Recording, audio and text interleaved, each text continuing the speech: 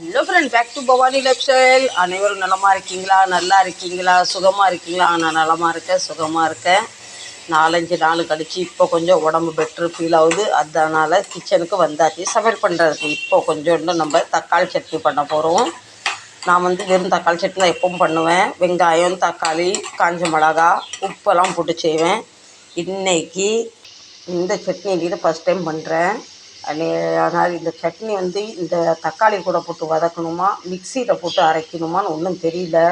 எதனால் இந்த சட்னி நான் பண்ணலான்னு நினச்சேன்னா, நேற்று எங்கள் பெரியக்கா மகா வீட்டுக்கு போயிருந்தேன் பார்த்தீங்களா, அவங்க அங்கே இட்லி கூட இந்த சட்னி கொடுத்தோன்னா ரொம்ப டேஸ்ட்டாக இருந்தது, ரொம்ப நல்லா இருந்தது.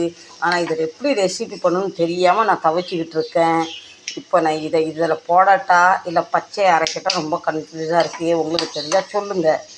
நீங்கள் இந்த சட்னியை இந்த பொரிகடலையை இதில் போடுவீங்களா, தனியாக அரைப்பீங்களா?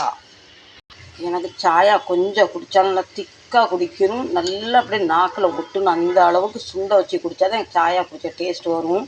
அதனால் கடந்த 10 நிமிஷமே இதை கொதிக்க வச்சுக்கிட்டு இருக்கேன். அது மாதிரி டீயில் கண்டிப்பாக எனக்கு இஞ்சி, பட்டை, கிராம்பு, ஏலக்காய் போட்டால் தான் டீ குடித்த மாதிரி இருக்குது. அதில் வெறும் சீனியும் டீ தூள் போட்டு குடித்தா ஏதோ கழனி தண்ணி குடித்த மாதிரி இருக்கும். இது பல வருஷமாக எங்கள் மருமக இப்படி தான் ட்ரிக் பண்ணி எனக்கு சாயா போட்டு தருவாங்க. அது ரொம்ப டேஸ்ட்டாக இருக்கும். நானும் அதே தான் ஃபாலோ பண்ணுறேன். இன்னொரு 5 நிமிஷம் கொதிக்கணும். அடுத்து இன்றைக்கி ஹெல்த்தியான சாப்பாடில் இல்லைன்னா கொஞ்சம் வேர்க்கடலையும் கருப்பு சுண்டலும் நைட்டில் நல்லா ஊற வச்சுட்டு இப்போ காலையில் வேக வச்சாச்சு. ரெண்டும் மிக்சிங் பண்ணி வெந்து சாப்பிடும்போது ரொம்ப டேஸ்ட்டாகவும் இருக்கும். ரொம்ப சுவைன்னு சொல்லுவாங்கள்ல, நாக்கில் அந்த டேஸ்ட் அப்படியே ஒட்டி இருக்கும். உடம்புக்கும் ரொம்ப சத்தானது. இப்போ எங்கள் பூராவும் வந்துட்டார். பூராக்கும் கொஞ்சம் சாப்பாடை கொடுத்துடலாம். இன்னொன்று சொல்ல மறந்துட்டோங்கள்ட்ட, இந்த இதில் பூண்டும் போட்டிருக்கேன். கொஞ்சம் தாராளமாக ஒரு 7-8 பல்லு பூண்டும் போட்டிருக்கேன். எந்த ஒரு சட்னியுமே பூண்டு போட்டால் தான் நல்லா டேஸ்ட் வரும்னு சொல்லுவாங்க. அது மாதிரி நான் பூண்டு, இஞ்சி எங்கள் வீட்டில் நிறைய சேர்த்துப்போம். நீங்கள் எப்படி சொல்லுங்கள். நம்ம சட்னி நல்லா வதங்கி கொஞ்சம் ஆற வச்சிடலாம். நம்ம கொண்டக்கடலை, வேர்க்கடலை நல்லா வெந்துட்டு தாளிச்சிடலாம். கொஞ்சம் லேசாக கடுகு போட்டு, ரொம்ப எண்ணெய் ஊற்ற வேண்டாம். வாங்க முதல் டீயை குடிச்சிடலாம். எப்போவுமே டீ 1/4 பாகம் தண்ணினா 3/4 பால் வைப்பேன். திக்காக இருந்தால் டீ நல்லா குடிக்க நல்லா டேஸ்ட்டாக இருக்கும். கடை டீ ஹோட்டல் டீ கடை மாதிரி இருக்கும். பார்த்திங்களா, தெரியுதுங்களா? அதே மாதிரி வேறே நம்ம ஒரு பாட்டில் காப்பர் தண்ணியை குடிச்சிருவோம். இது பல வருஷமாக நான் ஃபாலோ பண்ணிக்கிட்டு இருக்கேன். இது குடிக்கிறனால எனக்கு நல்லா கொஞ்சம் பெனிஃபிட்னால் வயிறு நல்லா க்ளீன் ஆகுது, உடம்புக்கும் ரொம்ப நல்லது. பித்தம் உள்ளவங்க தினம் காலையில் இப்படி இந்த தண்ணி குடித்தா ரொம்ப நல்லது சொல்லுவாங்க. உங்களுக்கு இந்த மாதிரி காலையிலேருந்து தண்ணி குடிக்கிற பழக்கம் இருக்கா? எனக்கு இருக்குது. இதை நான் யார்கிட்ட கற்றுக்கிட்டேன்னா, எங்கள் பெரிய பையன் அவர் காலையில் எழுந்தோடனே இது ஒரு பாட்டில் தண்ணி குடிச்சிருவார். அவர்கிட்ட நான் கற்றுக்கிட்டது பல வருஷமாக. அதுக்கு முன்னாடி எங்கள் அம்மா செம்பு பானையில் தண்ணி பிடிச்சி வைப்பாங்க. காலையில் எழுந்த உடனே ஒரு செம்பு தண்ணி குடிப்பாங்க. வாங்க குடிக்கலாம். வாங்க, நீ நிறைய வேலை இருக்குது, மழை வேலையை பார்ப்போம். நான் டீ குடிக்க ஆரம்பிச்சோன்னே எங்கள் விஸ்கி பொண்ணு பாவமாக வெடுக்க என்னையே பார்க்க அவளுக்கு ஒரு கேரட்டை கொடுத்துடலாம். இல்லைன்னா எனக்கும் வயிற்று வலிக்கும். ஆமாம், இந்த கள்ளி பொண்ணு கண்ணை போட்டுருவா. நான் அப்போ கப்பை மாற்றிட்டேன். ஏன்னா இதில் கொஞ்சம் பால் ஒட்டி இருந்தது, வேஸ்ட் பண்ண வேண்டாம்னு சாயாவை இதில் ஊற்றிட்டேன். ஃப்ரெண்ட்ஸ், நான் முந்திலாம் சின்ன பிள்ளையிலேருந்தே எங்கள் வீட்டில் நிறைய கெஸ்ட்டு வருவாங்க. எங்கள் அம்மா வரவங்க போகிறவங்க டீ போட்டு மிச்சம் டீ குடித்து 7-8 டீ குடிப்பேன். அதுக்கப்புறம் 3 டீ ஆச்சு. அதுக்கப்புறம் காலையில் ஒரு டீ, நைட்டு ஒரு டீ ஆச்சு. ஆனால் இப்போ தினம் ஒரு டீ மட்டும்தான். இவ்வளோ டீ குடிப்பேன். சாயங்காலம் நான் கடையில் டீ குடிக்கிறது இல்லை. அதனால் இப்போ ஒரே ஒரு டீன்னு சொல்லனால கொஞ்சம் குவான்டிட்டியே கூடியாச்சு. அங்கே சியர்ஸ். ரொம்ப கன்ஃபியூஸ் ஆகி கடைசியில் பச்சை கடலையே போட்டு இப்படி அரைக்க போகிறேன். நீங்கள் கண்டிப்பாக ஒரு நாள் எனக்கு இந்த சட்னியோட ரெசிபி தாங்க, நானும் உங்கள்கிட்ட கற்றுக்கிறேன். இப்போ சட்னி கொஞ்சம் டெக்கரேட் பண்ணிடுவோம். சட்னி பாருங்கள், நல்லா ஒரு கோல்டன் கலரில் பார்க்கவே நல்லாயிருக்கு. நான் ஃபஸ்ட் டைம் பண்ணுறேன், எப்படி வரும்னு பார்க்கலாம். எப்படி அழகாக அந்த கருவேப்பிலை மேலே மிதச்சி பார்க்க எவ்வளோ சூப்பராக இருப்பாருங்க. நம்ம சட்னி ரெடி. இப்போ நம்ம பாதாம் பிஸ்தாவும் ரெடி. என் பணக்காரங்க மட்டும்தான் தினம் பாதாம் பிஸ்தா சாப்பிடணுமா? நம்மளோட பாதாம் பிஸ்தா இதுதான்.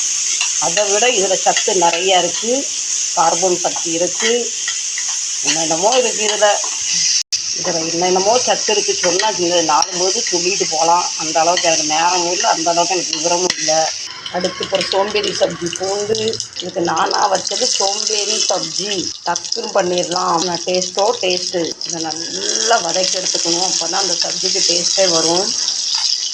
கொஞ்சோண்டு உப்பை தூவிக்கலாம். அப்போ தான் இந்த வெங்காயம் நம்ம சொல் பேச்சு கேட்டு சீக்கிரம் மசியும். எப்படி காதலை மசிய வைப்பாங்க, அந்த மாதிரி நான் இந்த வெங்காயத்தை உப்பை போட்டு மசிய வைக்கிறேன். இவங்க நல்லா வெங்காயம் மசித்த தக்காளி 2 பேரையும் போட்டு மசிய வைக்கும். ஒருத்த மசிஞ்சா மஜா வராது. 2 பேரும் சேர்ந்து மசிய வச்சாலும் மஜா.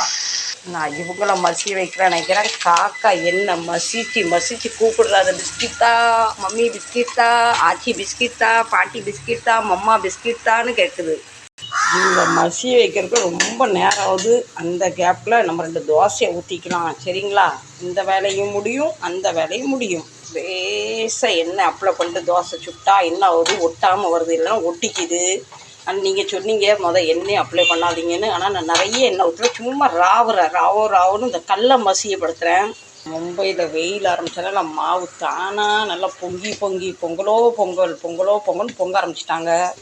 இந்த ஒரு கரண்டி மாவு விட்டு இழுன்னு இழுத்துக்கு ரொம்ப பெரிய தோசையாக ஊற்றினா பிடிக்காதனால குட்டி தோசையை ஊற்றிட்டேன். அதுக்கு மேலே எண்ணெய் பட்டும் படாமல் அப்படியே சாரல் மாதிரி தூத்தி விட்டுடலாம். இந்த தக்காளி தான் முண்டக்கண்ணி மாரியம்மா மாதிரி அப்படியே கண்ணை இவ்வளோ பிறகு பிதிக்கிக்கிட்டு இருக்கா. கொஞ்சம் செங்காய் நல்லா பழுத்த காயை எடுத்துருக்கணும்னு தப்பு பண்ணிட்டேன். நான் விடுவேன்னா இன்னும் நான் மசீர வரையும் விட மாட்டேன் உங்களை. ஆமாம், நான் சொல் பேச்சு கேட்கலன்னா நான் விடவே மாட்டேன். இப்போ எப்படி சொல் பேச்சு கேட்காங்க பாருங்கள்.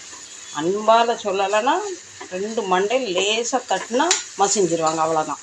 இந்த பக்கம் நம்ம தோசையை ஊற்றினோடனே லேசாக எண்ணெய் அப்ளை பண்ணோடனே தோசை பார்த்திங்களா அப்படியே வருது. நேற்று தோசை கொஞ்சம் ஒட்டி பிடிச்சிட்டு அதனால லேசாக எண்ணெய் அப்ளை பண்ணேன். இப்போ நம்ம தோசை ரெடி. அங்கே நல்லா சாப்பிட்லாம். காரத்துக்கு கொஞ்சோண்டு மிளகாத்தூள், அதுக்கு கொஞ்சோண்டு மஞ்சத்தூள், சீரணிக்கிறதுக்கு கொஞ்சோண்டு தனியா பவுடர், சீராக இருக்கிறதுக்கு கொஞ்சம் ஜீரகத்தூள்.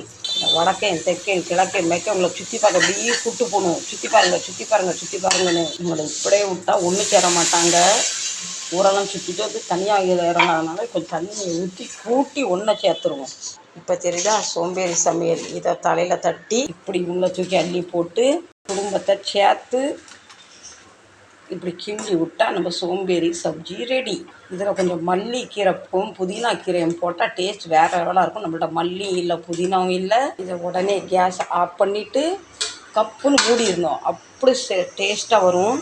இந்த சப்ஜி சோம்பேறி தான், அவசர சமையல் தான், ஆனால் டேஸ்ட்டு அடிச்சிக்க முடியாது. அந்தளவு சப்பாத்திக்கு டேஸ்ட்டாக இருக்கும். நீங்களும் ஒரு தடவை ட்ரை பண்ணி பாருங்கள். இந்த சப்ஜியை சும்மா சாப்பிட முடியாது பார்த்தீங்களா, அதனால் மெயின் டிஷ்ஷாக இன்றைக்கி சப்பாத்தியே போட்டாச்சு.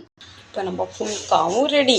சரி ஃப்ரெண்ட், இன்றைய பதிவை இதோடு முடிக்கிறேன். என் பதிவு எப்படி இருந்தது கண்டிப்பாக சப்போர்ட் பண்ணுங்கள், லைக் பண்ணுங்கள், ஷேர் பண்ணுங்கள். மீண்டும் நாளை நல்ல ஒரு பதிவில் சந்திக்கலாம். நமக்கு கிச்சனில் இவ்வளோ வேலை கிடக்கு. உங்களுக்கு பிடிச்சா கண்டிப்பாக சப்போர்ட் பண்ணுங்கள். Tata, bye bye, see you, love you.